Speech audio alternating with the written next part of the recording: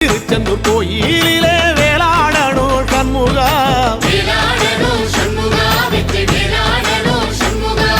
பிள்ளை ஆண்டான் பிள்ளை என வரம் கொடுக்கணும் சண்முகா,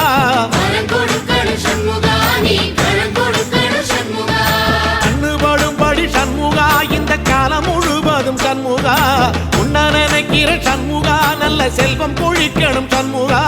சொன்ன வரங்களை அள்ளி கொடுக்கிற கொடை வள்ளலே சண்முகா, கோடி வணக்கம் சண்முகா, பல கோடி வணக்கம் சண்முகா.